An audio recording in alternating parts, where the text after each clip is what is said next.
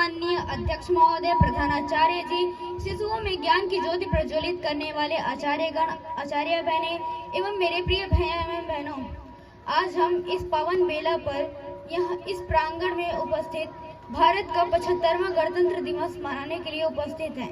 लेकिन क्या आप सभी लोगों को पता है कि भारत को एक गणतांत्रिक देश क्यों कहा जाता है?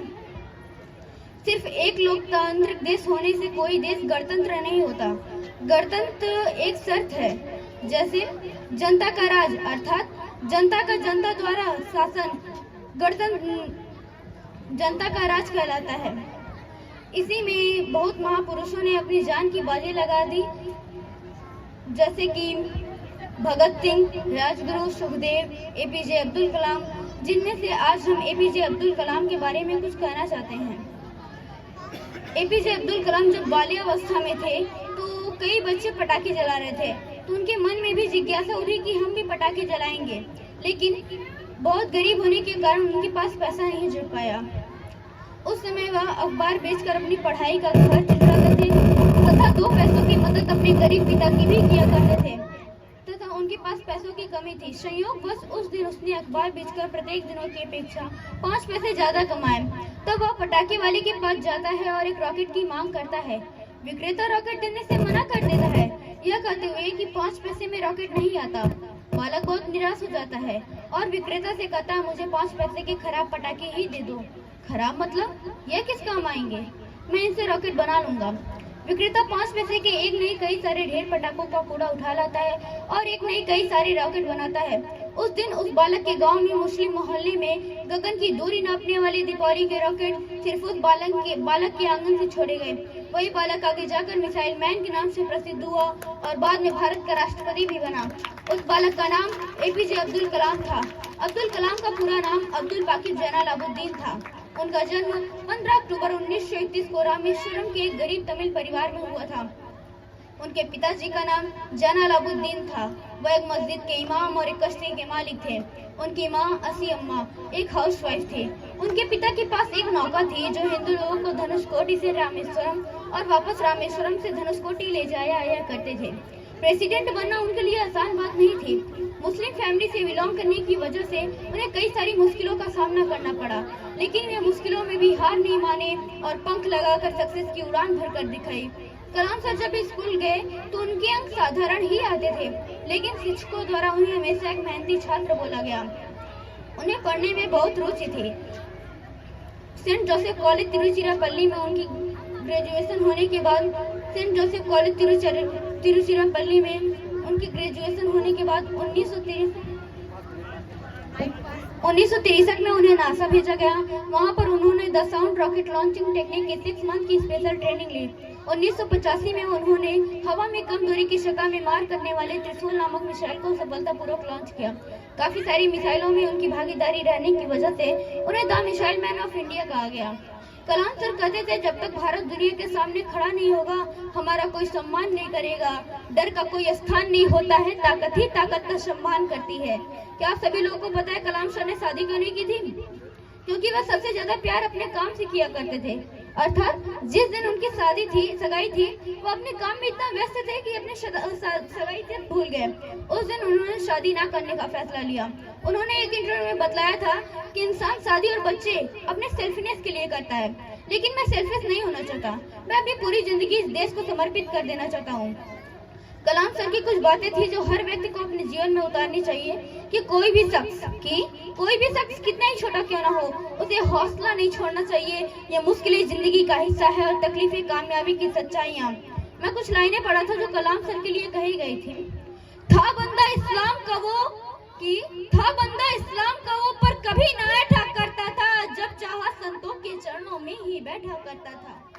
कलाम सर की कुछ बातें थी जो हर व्यक्ति को अपने जीवन में उतारनी चाहिए कि कोई भी शख्स कितने ही छोटा क्यों ना हो, उसे हौसला नहीं छोड़ना चाहिए। ये मुश्किलें जिंदगी का हिस्सा है और तकलीफें कामयाबी की सच्चाइयाँ।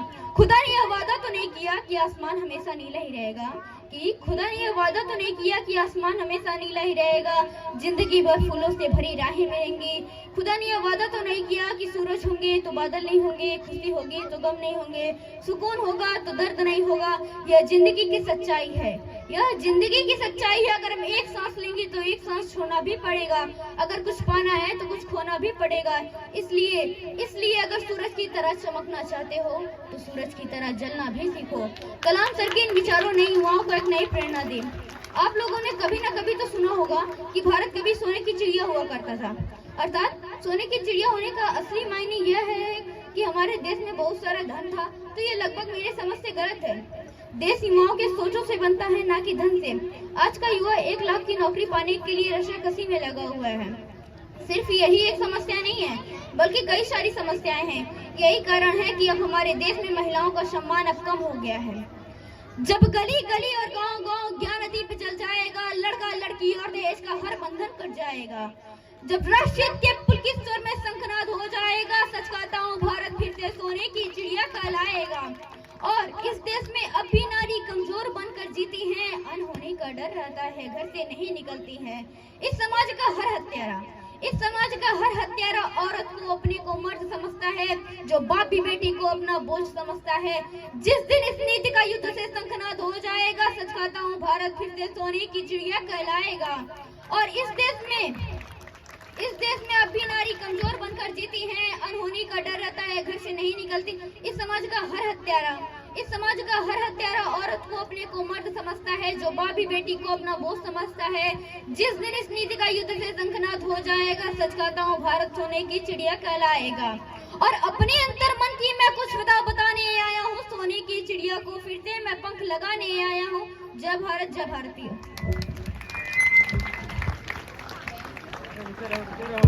Thank you, Ravi Prajapati.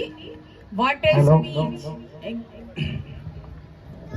ये हमारे स्कूल की एक टीचर हैं वंदना मैम, उनके भाई हैं। और आज के समय में इतने छोटे छोटे बच्चे, देखिए एपीजे अब्दुल कलाम के बारे में इतनी ज़्यादा जानकारी रखते हैं, तो इसका मतलब है कि बच्चे बहुत ज़्यादा प्रयास कर रहे हैं। और वंदना मैम के घर में जितने भी शशि हो, इनके बड़े भाई, जिसको हमने पढ़ाया भी है, और वंदना मैम है, उनको भी हमने पढ़ाया है। इसके अलावा विपिन मैम है, उनको भी हमने पढ़ाया है। तो और इन सब चीज़ों के लिए इनको कई जिलों में बुलाया भी गया है। तो इससे ज़्यादा गर्व की कोई बात नहीं हो सकती कि हमारे इतने छोटे भाई जो है रवि इतनी जानकारी रखे। और इतना जो है आप सबको इनको देख के मोटिवेट होना चाहिए।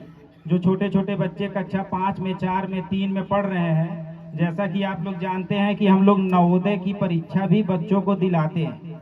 कक्षा 5 के अब की कम से कम 20 लड़कों को अच्छे से नवोदय के लिए तैयार किया गया था। तो अगर ऐसे बच्चे मेहनत करें तो नवोदय इत्यादि इनके लिए कुछ है नहीं। अगर सही से डायरेक्शन मिले शुरू से तो ये लोग बहुत ऊंचाई पर जा सकते हैं। तो इसलिए जो है अपने बच्चों को अभिभावक की भी जिम्मेदारी है कि थोड़ा सा ध्यान दें। अगर अभिभावक ध्यान देगा तो सारे अभिभावकों के बच्चे ऐसे ही रहेंगे। हम लोगों से जितना प्रयास हो पाता है हम लोग पूरी प्रयास करते हैं, लेकिन अगर अभिभावक थोड़ा सा ध्यान दे दें, थोड़ा सा पुशअप कर दें, तो हर बच्चा ऐसा ही होगा जैसे यहाँ पे रवि ने बताया। शायद इतनी जानकारी हमको नहीं होगी और यहाँ पर उपस्थित काफी ऐसे लोग होंगे जिनको इतनी जानकारी नहीं होगी जितना इस बच्चे ने बताया। अगर आप ध्यान से सुने या ना सुने बात की बात है, लेकिन जो सुना है वह जान रहा है कि इतनी जानकारी और इतनी सटीक जानकारी और डिफाइन करके, ऐसा नहीं है कि रट्टा मार के यहाँ पे आया है, डिफाइन किया है कि मतलब एपीजे अब्दुल कलाम शादी क्यों नहीं किए, क्योंकि वह अपने काम से प्यार करते थे, वह सेल्फनेस नहीं रहना चाहते थे, वह दूसरों पे डिपेंड नहीं रहना चाहते थे, वह खुद के काम से प्यार करते थे। उनके पास दूसरों के लिए उतना ज़्यादा समय शायद न दे पाए, इसलिए उन्होंने यह फैसला लिया कि हम शादी नहीं करेंगे। तो ये मतलब ऐसा नहीं है कि बच्चे ने रट के आके आपके सामने प्रस्तुत कर दिया, आपके सामने पूरा उसने डिफाइन किया है कि क्यों ऐसा हुआ है, क्यों ऐसा किए हैं, क्यों काम से पसंद करते हैं। इसलिए मुझे बहुत ज़्यादा गर्व महसूस हुआ और मैं इनका स्वागत करना चाहता हूँ माला पहना के, और इन्हें आशीर्वाद देता हूँ। और सारे बच्चे जितने भी हमारे यहाँ जुड़े हैं सबको हम आशीर्वाद देते हैं कि चाहे वो नवोदय दे, चाहे कक्षा 5 में दे, चाहे कक्षा 8 में दे, या कुछ भी कोई भी काम करें, वो जिंदगी में हमेशा सफल होते रहें। और सरकारी नौकरी के पीछे उतना ज़्यादा ना भागें, पहले ज्ञान के पीछे भागना है। जब ज्ञान आपके पास होगा तो सरकारी नौकरी करेंगे, चाहे कोई बिजनेस करेंगे, चाहे कोई काम करेंगे, उसमें आप हमेशा सफल रहेंगे। केवल किसी एक चीज के पीछे भागना जो है बहुत ज़्यादा गलत है। सबसे पहले आपके अंदर ज्ञान होना चाहिए।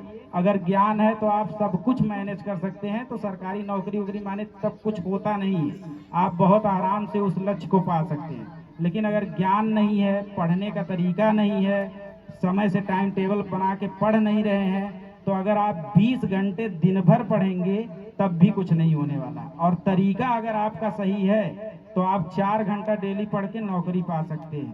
तो इसलिए तरीका हम लोग सिखाते हैं कि बच्चों को कैसे क्या करना। ये नहीं कि मतलब जानवरों की तरह 20 घंटा 25 घंटा केवल किताब को लेकर बैठे रहें, ऐसा नहीं। केवल 4 घंटा अगर ढंग से पढ़ा जाए, तरीके से पढ़ा जाए, तो आप नौकरी बड़े आराम से पा सकते हैं।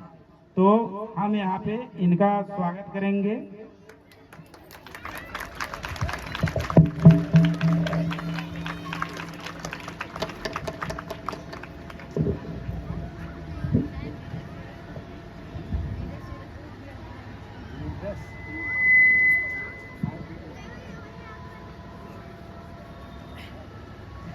जलती रही नारियां जौहर में, भेड़िए फिर भी मौन थे।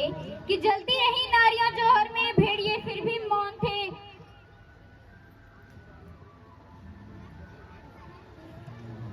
Hi, many thanks, Ravi Prajapati. He is very good student, brilliant-minded student, and you should also follow him. And you be good, do good, be good.